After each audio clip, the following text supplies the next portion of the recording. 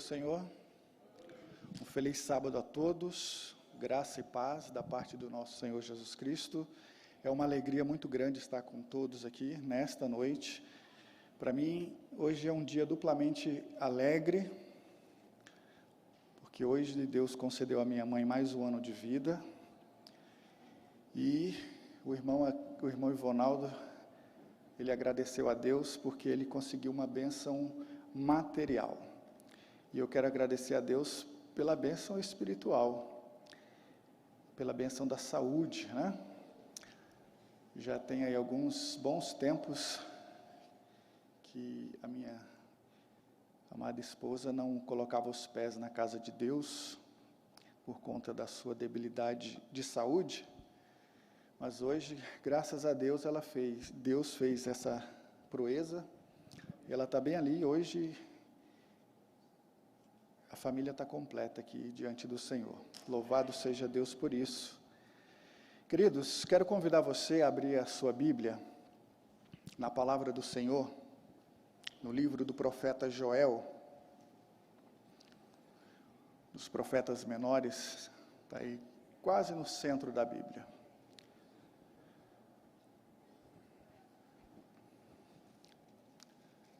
Está logo aí depois de Oséias e antes de Amós. Qualquer coisa você vem de Malaquias para trás que você chega em Amós, e em Joel.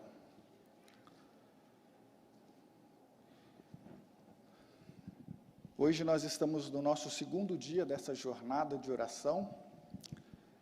Estamos sendo reavivados pela palavra do Senhor. E o tema central desses 10 dias é justamente tratar sobre o reavivamento do povo do Senhor através das 3 mensagens angélicas, que é uma mensagem para o nosso tempo. E hoje nós vamos falar sobre o segundo tema, que é o dia do juízo. Todos encontraram aí o livro de Joel? Então, o livro de Joel, ele não começa assim com bênçãos e profetizando coisas favoráveis ao povo de Deus. A história do povo de Deus, ela sempre foi marcada pela insistência de Deus em estar buscando o seu povo. O cristianismo, ele não se resume em o ser humano ir até Deus, mas se resume na infinita graça, bondade e misericórdia que Deus não desiste dos seus. A misericórdia de Deus se renova todas as manhãs. E esse é o motivo pelo qual nós estamos aqui, porque a misericórdia de Deus sobre nós, ela é infinita. E Joel, ele começa trazendo assim uma notícia um pouco triste. Judá, ele estava vivendo um momento desfavorável. Se você observar a história de Israel, Deus, quando chamou Abraão para sair da sua terra, da terra da idolatria, para um lugar que ele iria mostrar, e fez uma promessa com ele. Falou: de você eu farei uma grande nação. A sua descendência será como as estrelas do mar, que ninguém vai poder contar. E Deus promete, o que Ele promete, Ele cumpre. Ele prometeu, tirou o seu povo, depois de 400 anos, do Egito, levou até Canaã. E em todas as circunstâncias, em todos os livros, você vai encontrar várias e várias vezes Deus dizendo: se vocês forem fiéis a mim, obedecerem os meus estatutos, guardarem os meus mandamentos, eu serei o seu Deus e vocês serão o meu povo, o povo escolhido do Senhor. E a bênção, tanto a bênção como a maldição, ela é condicional na vida de qualquer ser humano. A maldição é condicional porque se você tem a lei da liberdade que Deus nos colocou à disposição, você pode escolher a bênção ou a maldição. Se você não escolhe a bênção, naturalmente você vai estar debaixo da maldição. Não que Deus vai te amaldiçoar, ou Ele vai pesar a mão dele sobre você, mas é porque você vai ter escolhido um caminho em que o Senhor não está. E se você estiver em um caminho onde o Senhor não está, você não encontrará bênçãos. E essa foi a circunstância de Israel todos os tempos. Eles De tempos em tempos, Deus precisava levantar um profeta, trazer advertência ao povo, porque o povo se rebelara contra Deus. E a mensagem que Deus deu para Joel também não foi diferente. A nação de Judá estava passando por um momento muito difícil. Eles estavam enfrentando uma seca e uma praga de gafanhotos. E o que o gafanhoto não devorou, o fogo queimou. E aí, nessa circunstância, Joel, ele traz a advertência ao povo de Judá. No capítulo 2, no verso 1, ele diz assim: tocai a trombeta em Sião e dai voz de rebate no meu santo monte. Perturbem-se todos os moradores da terra, porque o dia do Senhor vem, já está próximo. Joel, ele utilizou das circunstâncias naturais e desfavoráveis que o povo estava enfrentando por causa da sua apostasia e da sua rebeldia contra o Senhor, para trazer uma advertência ao povo de que, se eles não se arrependessem, a desolação viria, mas não seria igual a essa que eles estavam passando, seria uma desolação muito pior. Seria uma desolação, ele já estava profetizando que, se o povo não se arrependesse, Deus eliminaria o nome de Israel de sobre a terra. Poucos anos depois, a nação de Israel, as 10 tribos do norte, foi levada cativa, e pouco tempo depois, a nação de Judá também pereceu. Mas essa profecia, ela foi condicional. Em todas as circunstâncias que você lê na palavra de Deus, elas são sempre circunstanciais e são condicionais. E a condição é, se o povo for obediente a Deus, se nós reconhecermos a nossa iniquidade, nos arrependermos de coração, clamarmos o nome do Senhor, Ele vai ouvir a nossa voz, vai perdoar os nossos pecados e vai sarar a nossa terra. Essa história que o profeta ele conta aqui, ela tem um significado para nós, também uma aplicação muito relevante para nós hoje, povo do tempo do fim. Que essas tragédias que ele anunciou, elas precederiam o dia do Senhor. E essa profecia de Joel, ela servia tanto para o povo de Judá naquele momento, como também serve de advertência para nós hoje, no século 21, no ano de 2022. No verso 1 que nós lemos, ele fala assim: toquem a trombeta.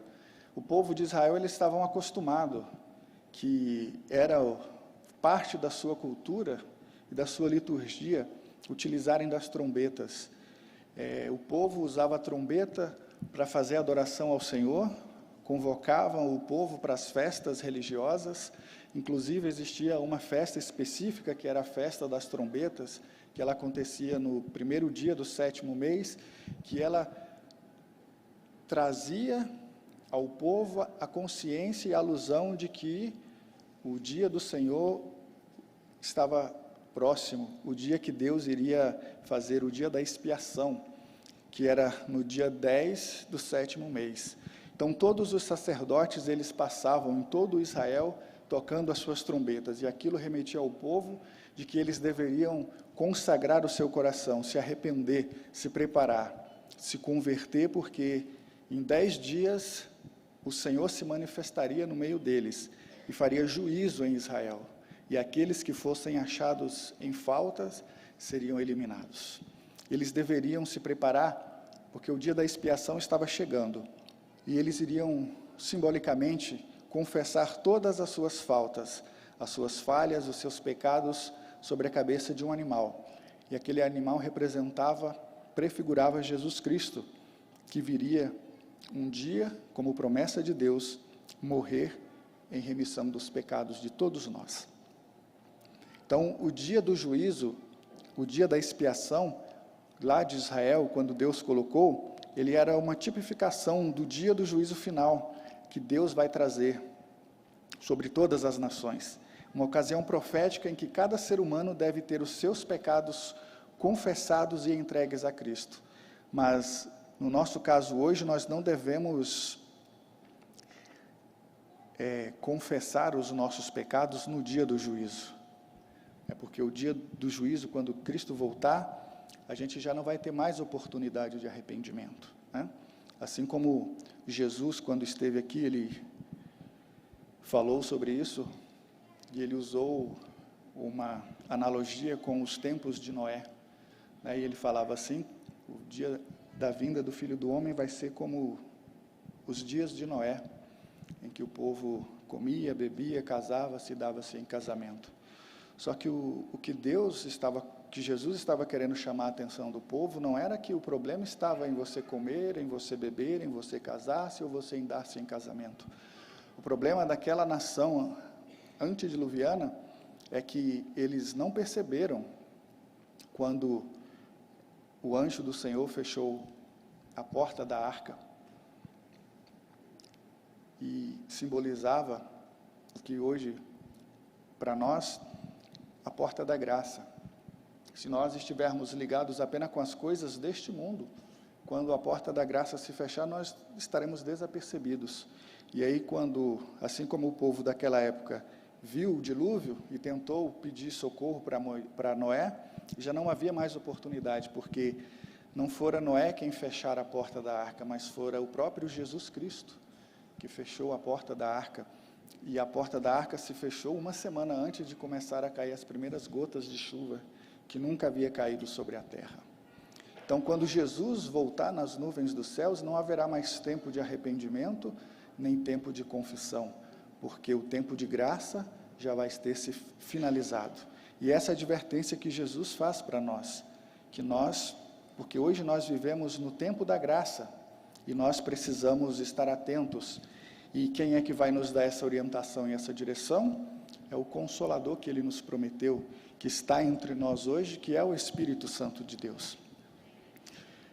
E o juízo que os nossos teólogos aí, eles descrevem, o juízo de Deus, ele é dividido em 3 etapas. Nós temos a primeira parte, que está acontecendo desde 1844, quando a profecia de Daniel 8:14 concluiu, que seria as 2.300 tardes e manhãs para a purificação do santuário. Jesus passou do lugar santo para o lugar santíssimo, e aí ele começou a fazer a obra, o seu juízo investigativo. Então ele está fazendo o seu juízo sobre todos, começando pelos que dormiram e até o último ser humano, e ele vai julgar. Quando ele terminar e disser que está concluído, fechar o livro, aí se encerrou o tempo de graça. Aí a porta da graça vai ter se finalizado. Aqueles que estarão salvos permanecerão, e aqueles que estiverem se achado porventura perdidos ficará. E o justo continuará praticando a justiça, e o ímpio continuará praticando a iniquidade. E aí, quando Cristo voltar, agora não mais como Filho do homem, mas como o Senhor dos senhores, o Rei dos reis, com toda a sua hoste angelical, para buscar aqueles que dormiram, aguardando a sua promessa, ou aqueles que estarão vivos, e levar para o céu. Nesse período acontecerá a segunda fase do juízo, no milênio, que será o juízo comprobatório, aonde os salvos serão juízes auxiliares, serão testemunhas de Deus, de que todos os seres humanos tiveram a mesma oportunidade de salvação. E aqueles que não estarão no céu não foram porque Deus os excluiu, mas porque eles escolheram não estar no céu. E aí, quando Cristo voltar após o milênio, que foi instaurar a nova Jerusalém, a sede, o seu trono, que vai governar todo o universo aqui na nova terra transformada, aí acontecerá o juízo executivo, o juízo final, aonde o próprio Cristo disse no seu sermão profético lá em Mateus, que vai lançar os ímpios, aqueles que não aceitaram a salvação, no lago de fogo e enxofre que fora preparado para o diabo e os seus anjos. Deus não preparou a condenação para nenhum ser humano. Ele preparou a condenação para Lúcifer, que se rebelou contra ele, e os anjos que escolheram ficar do lado de Satanás. Mas aqueles que não quiserem se afastar do pecado, renunciar ao pecado e aceitar a graça de Cristo, esses infelizmente perecerão junto com o pecado. E aqui o interessante é que Joel, ele usa muito a ênfase de termos negativos em relação ao juízo de Deus. E ele cita que no verso 10, diante deles treme a terra e os céus e abalam, o sol e a lua se escurecem, as trevas e as estrelas se retiram o seu resplendor. O fato de que esse dia ele trata como um dia incomparável, um dia triste, mas esse dia será um dia assombroso apenas para aqueles que estão longe do Senhor, para aqueles que não se salvaram. A Bíblia ela é cheia de promessas e de esperanças. O apóstolo João, na sua carta, ele, no Evangelho segundo João, no capítulo 5, 22, ele diz que nós não precisamos ter medo do juízo de Deus, porque Jesus Cristo, ele é tanto nosso advogado quanto nosso juiz. E a primeira carta de João, no capítulo 4, no verso 18, o apóstolo João, ele diz assim, olha, o amor lança fora todo medo. E o próprio João, nessa mesma epístola, nesse mesmo capítulo, no verso 8, ele diz quem é o amor, né? Ele fala assim, aquele que não ama não conhece a Deus, porque Deus é amor. Então, quem é que lançará fora o medo da nossa vida? É o próprio Deus, porque, como ele diz, o amor lança fora todo medo. E se você estar com Cristo, como o próprio apóstolo Paulo diz, você é uma nova criatura, e nós estaremos cheios do amor de Deus, porque teremos o próprio Deus no nosso coração. Então, o dia do juízo do Senhor não é um dia para que nós, seus filhos, devamos temer, mas também não pelo fato de não ter medo, que nós não devemos ter respeito e reverência por esse dia.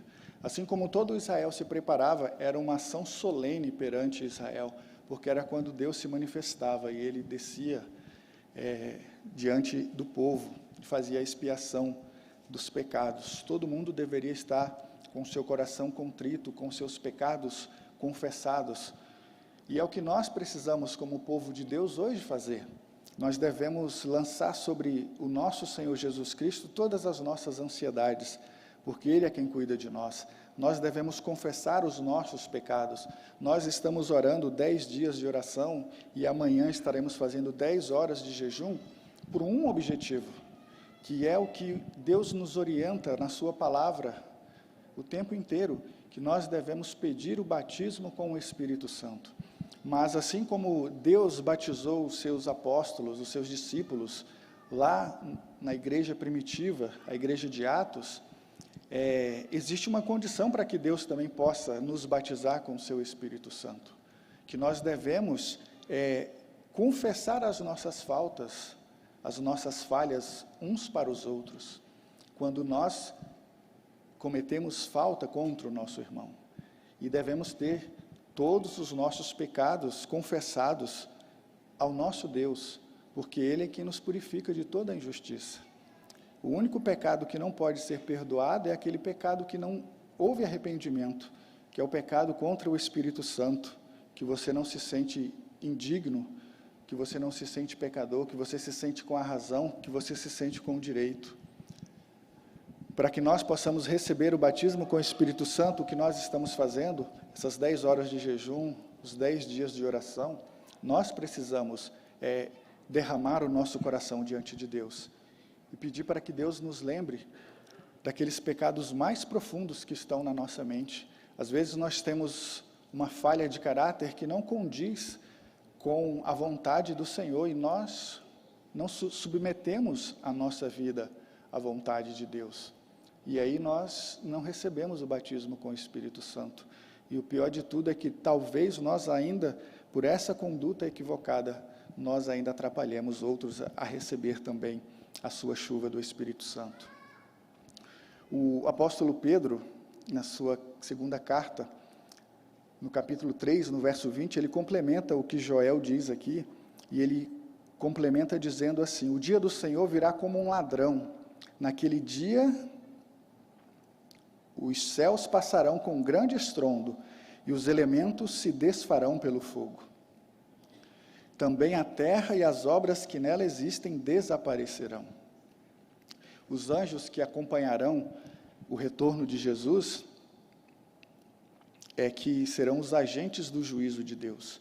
Todos nós merecemos o castigo de Deus, mas quando nós aceitamos o sacrifício de Jesus Cristo na cruz do Calvário, aceitamos que nossa punição, ela já foi paga por Ele no Calvário.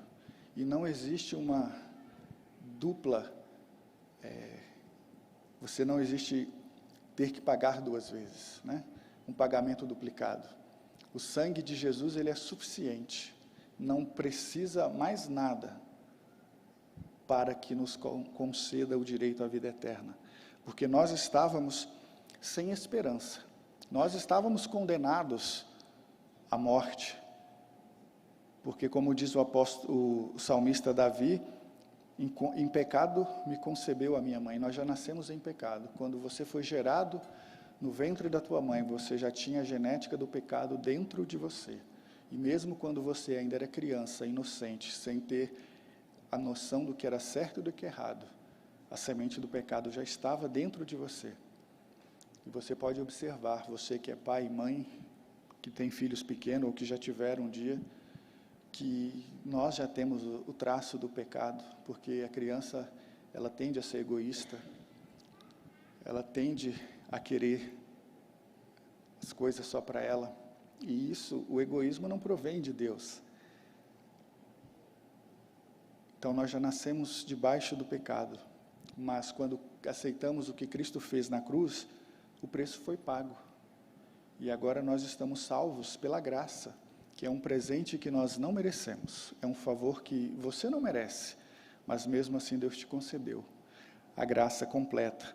E quando Deus nos dá um presente, Ele não nos dá pela metade, Ele nos dá completamente. Você não precisa fazer nada por seu esforço próprio para ir para o céu. A única coisa que você precisa fazer é aceitar Jesus e viver por Ele. O que Ele quer de você é a sua obediência.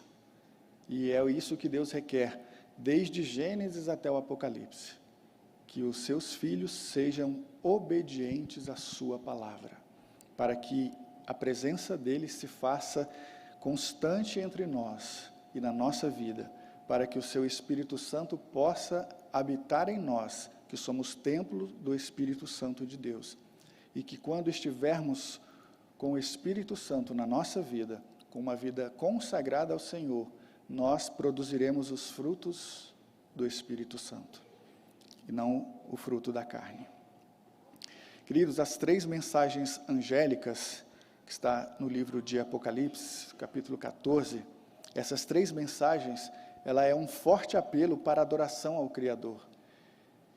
O sábado, ele nos lembra da obra divina da criação, e o sábado também nos lembra do presente da salvação que Jesus Cristo nos oferece.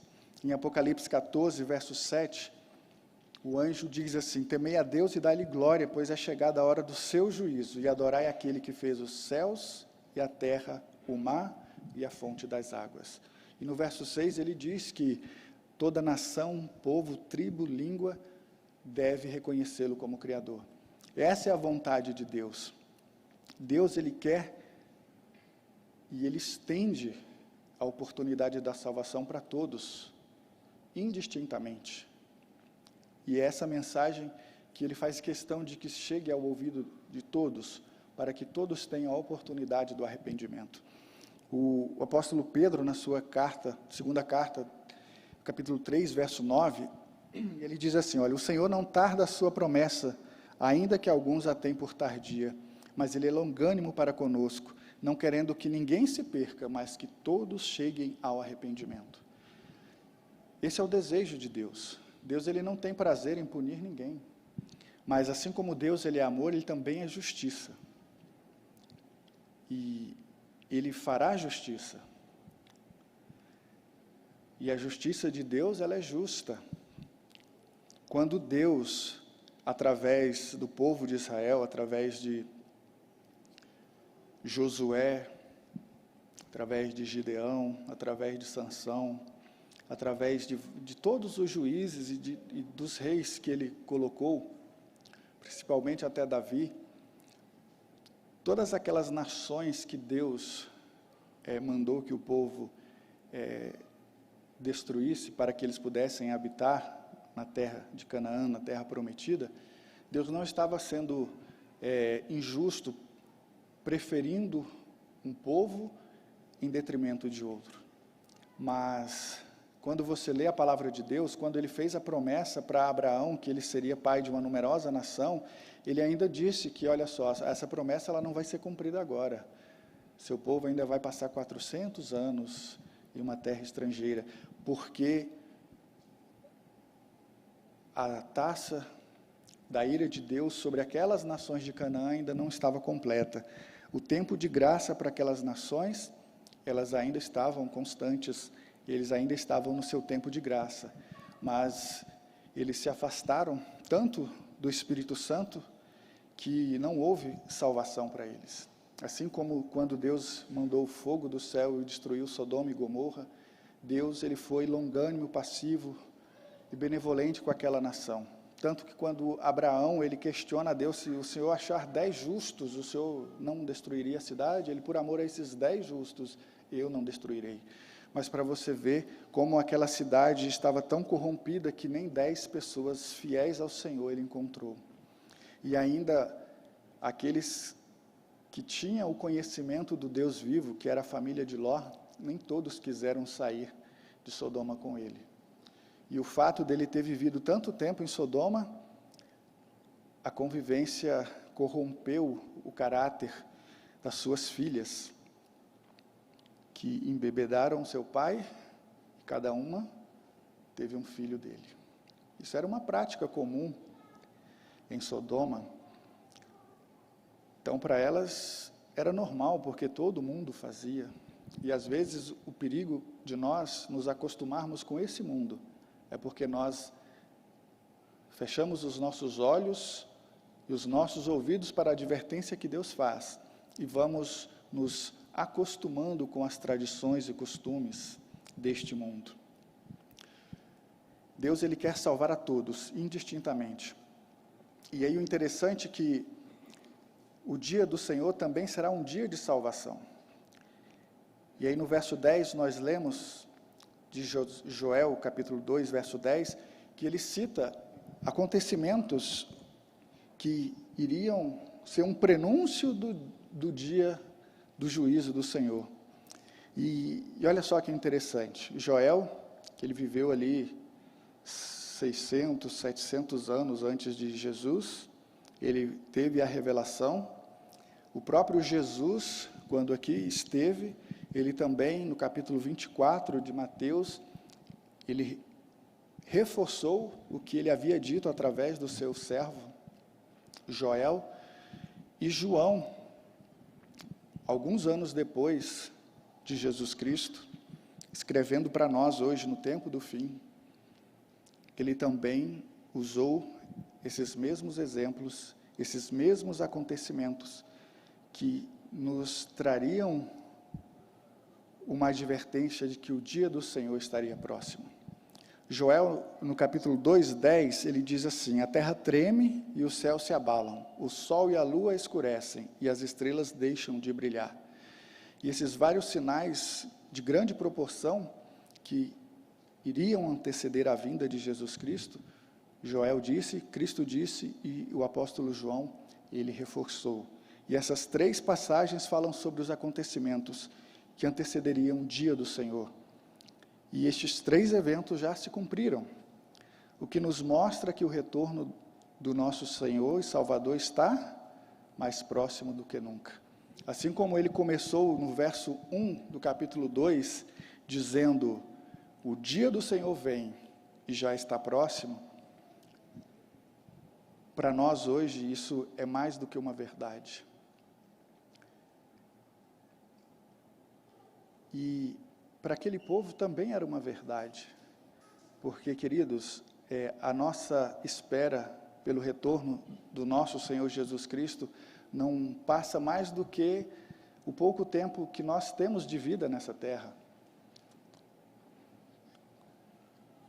40, 50, 60, 70, alguns chegam a 80, outros, com muita graça, chegam a 90 anos. Mas o que é 90 anos perto da eternidade e de um Deus que é eterno? O dia do Senhor está próximo para cada um de nós, e nós temos que viver todos os nossos dias com esse pensamento, que o dia do Senhor está próximo, porque você não sabe o dia que você irá descansar no Senhor. Você pode descansar no Senhor hoje, você pode descansar no Senhor amanhã, pode ser daqui a 1 ano, daqui a 10 anos, mas você não sabe quando vai ser. Quando os seus olhos fecharem, pela última vez aqui neste mundo, quando eles abrirem, você vai estar vendo Jesus. E aí você estará feliz porque terá o seu corpo revestido da incorruptibilidade e o seu corpo mortal revestido da imortalidade, e você se encontrará com o teu Senhor nos ares, participando da primeira ressurreição, a ressurreição dos justos, ou, quando ele abrir novamente, você estará vendo Jesus, mas agora não somente Jesus e os seus anjos, mas Jesus, os seus anjos, os santos e a nova Jerusalém. E aí você estará participando, não mais da primeira ressurreição dos justos, mas você estará participando da segunda ressurreição, que é a ressurreição da condenação e da morte eterna. De toda forma, quando os seus olhos se fecharem pela última vez, quando eles abrirem novamente, você estará vendo Jesus. Mas em qual dessas circunstâncias você estará querendo ver Jesus? Na primeira ou na segunda? Isso só depende de você, não depende de mais ninguém, porque o que Jesus poderia fazer por você, Ele já fez. Agora resta você aceitar e fazer a sua parte. E Joel, ele diz 3 grandes eventos que iriam preceder a volta de Jesus. Jesus, no capítulo 24 de Mateus, no verso 29, ele também diz que 3 grandes coisas iriam acontecer, entre outras tantas, que ele estava anunciando que o seu retorno estaria próximo. E João também, no Apocalipse capítulo 6, no verso 12 até o verso 14, ele fala sobre isso. Que seriam, aqui na minha tradução, em Joel, fala assim: a terra treme. Qual é o evento que faz a terra tremer? Qual é? Terremoto. Né? E hoje já existiram vários e vários terremotos, né? Já é uma coisa até comum. Mas um que é marcado assim, não foi nem o mais terrível de toda a história na questão de mortalidade, mas foi um assim que marcou a história da humanidade, porque a partir dele a ciência mudou, que foi o terremoto que é conhecido como o terremoto de Lisboa, que aconteceu no dia 1º de novembro de 1755. E esse foi um terremoto atípico e interessante, porque até então, Lisboa, capital de Portugal, era um país com características medievais ainda, né? E casas igual as que nós tivemos aqui no Brasil, coloniais, né? Ruas estreitas. E Lisboa, para quem conhece, ela é uma cidade tipo Salvador, né? Tem a cidade baixa e a cidade alta. E o terremoto aconteceu, assim, afetou mais precisamente a parte alta. E praticamente devastou a cidade de Lisboa, tanto que ela foi reconstruída, e aí ela já foi ser reconstruída de uma forma moderna, e já preparada para enfrentar mais, resistir um pouco mais aos terremotos que poderiam surgir depois daquele. E a história, ela conta que cerca de 90 mil pessoas perderam a vida nesse incidente. E aí você for observar, em 1755, Lisboa talvez chegasse a quase 300 mil habitantes. Então, para uma cidade tão importante quanto era Lisboa, e ainda 300 mil pessoas, você perder 90 mil pessoas, então foram quase um terço da população que morreu. E aí, você buscando estudar esse efeito aí que aconteceu na história, esse fato, e esse fato é narrado pelas pessoas seculares, não pelas pessoas que acreditam que esse tenha sido um evento profético. É interessante que eles comentam, porque não foi apenas um terremoto, foi um grande terremoto que aconteceu a cerca de 200 quilômetros da costa de Portugal, e aí as pessoas que fugiram da cidade alta para se refugiar na cidade baixa, que tinha sido menos atingida, morreram, porque junto com o terremoto houve um tsunami. Então, aqueles que não morreram pelo tremor da terra, pelo desabamento das casas sobre eles, morreram pela enchente. Esse foi um dos eventos que Deus disse que iria acontecer antes da sua vinda. E já aconteceram outros, e antes desse também havia acontecido. Segundo a história, o terremoto mais intenso na questão de vítimas foi um terremoto que aconteceu na China, que mataram cerca de 830 mil pessoas em 1556. E agora, já na nossa era, 12 anos atrás, aconteceu um terremoto no Haiti, que isso foi repercutido no mundo inteiro, morreram mais de 200 mil pessoas.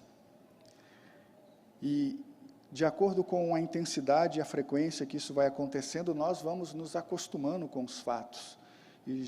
Porque o ser humano tem uma capacidade muito fácil de se adaptar às situações. Nós já estamos aí há 2 anos com essa pandemia, sofrendo com isso. Muitos de nós ou já teve parentes que se foram, ou conhecem pessoas que se foram.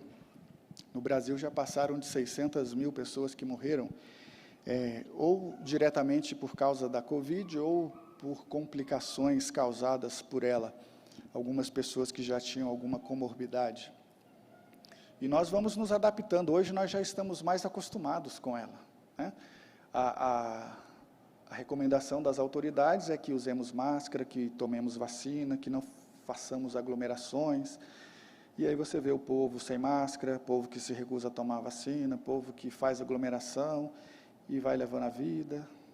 Nós nos acostumamos com as coisas. Assim como Israel tinha acostumado com o Egito, nós vamos nos acostumando com as coisas que acontecem.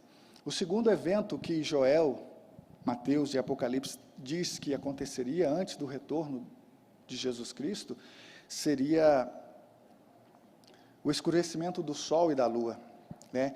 E em 19 de maio de 1780, nos Estados Unidos, o sol misteriosamente desapareceu por volta das 10 da manhã, e só foi retornar à sua claridade normal no outro dia. E a intensidade da escuridão foi tão grande que as pessoas tinham que acender as suas velas para poder enxergar. E relata-se que no dia seguinte, após esse evento,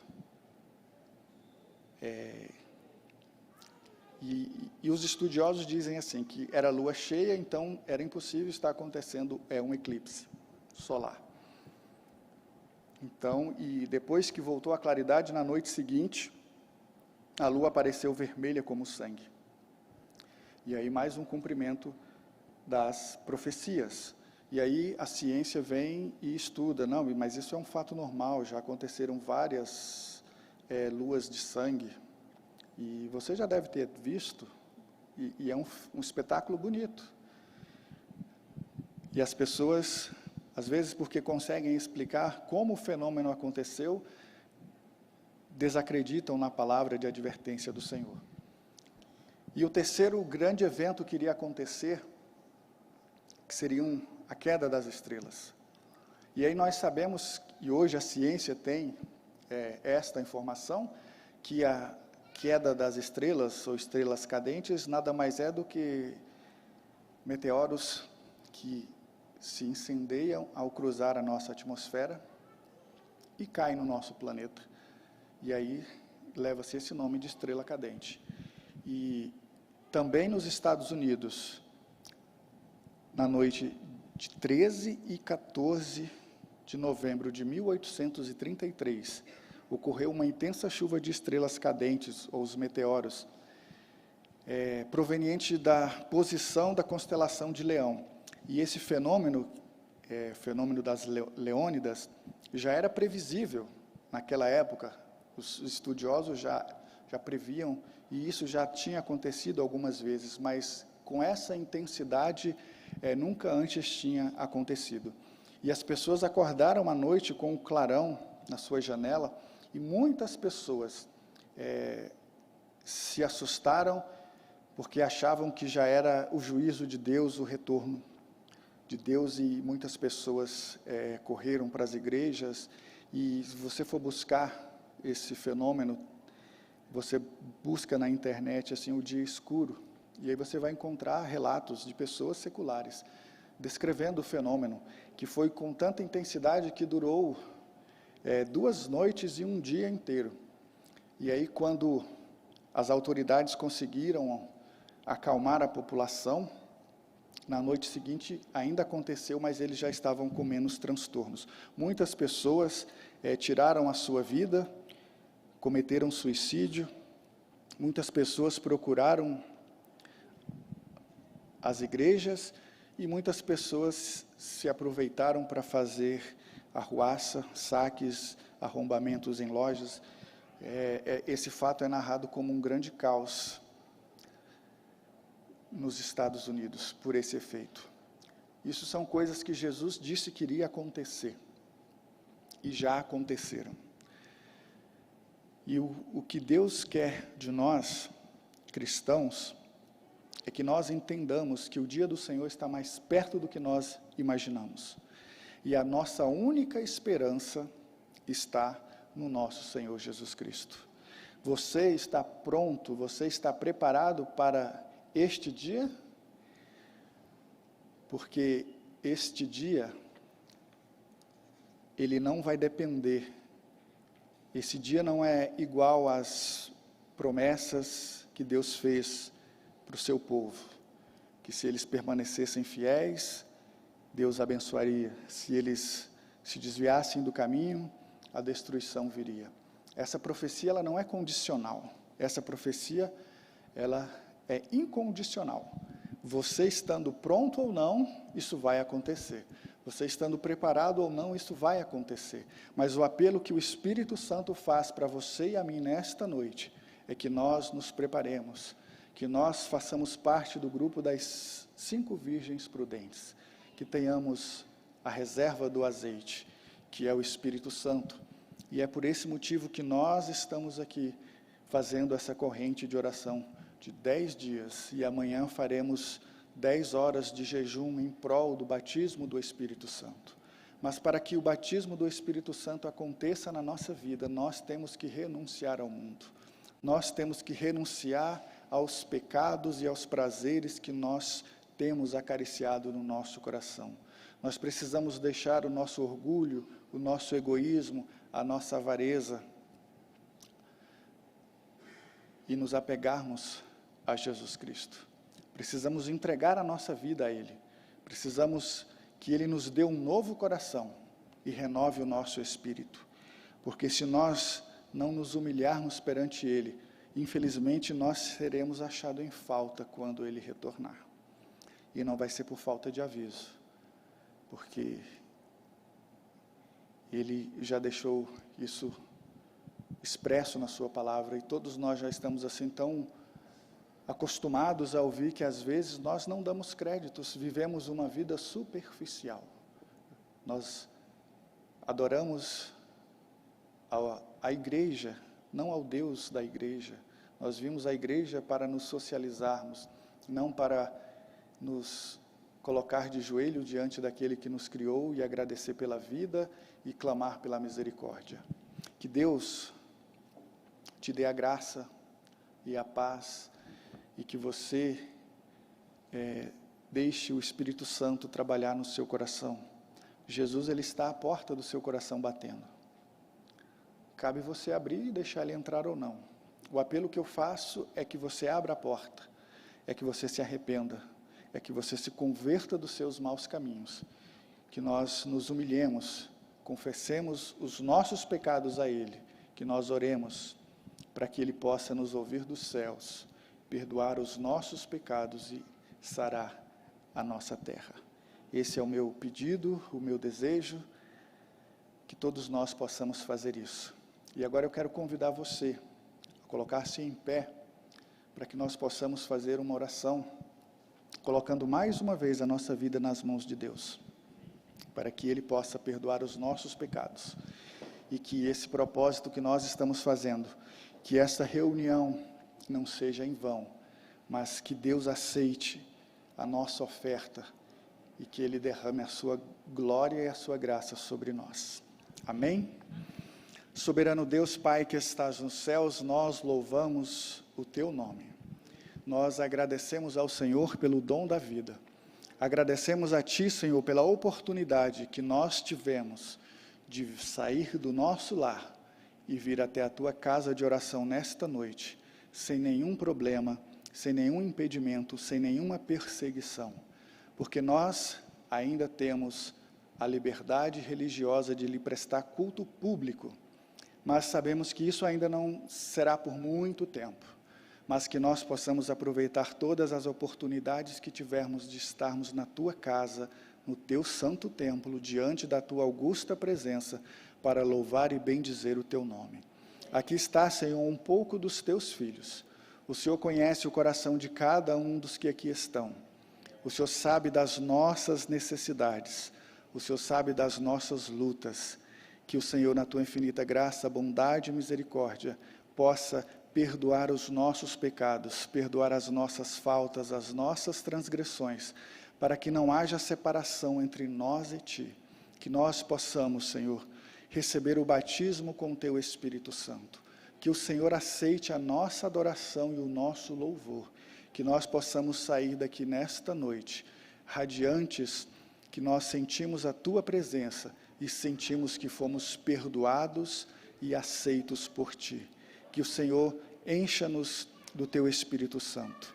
Que o Senhor nos faça testemunhas Tua, testemunhas vivas, que possamos com a nossa vida bendizer o Teu santo nome. Que a Tua graça, paz e misericórdia se faça presente diante de nós todos os dias da nossa vida. E que nós possamos ter coração sábio, que não nos desviemos do Teu caminho, nem para a direita, nem para a esquerda, mas que quando o Teu Filho Jesus Cristo voltar, se nós tivermos a grata satisfação e tivermos achado benevolência diante de Ti, estivermos vivos, possamos olhar para Jesus vindo nas nuvens dos céus e nos regozijar e nos alegrarmos. E se nós, porventura, já estivermos descansados, que nós possamos ter sido selado com Teu Espírito Santo, para que quando o Senhor voltar, o Senhor dê ordem ao nosso anjo da guarda, para que ele chame o nosso nome da sepultura, e que nós nos levantemos e nos coloquemos de pé diante de Ti, e que recebamos, Senhor, a transformação que só o sangue de Jesus pode conceder. Seja conosco, com a nossa família, com cada um de nós, é o que nós pedimos.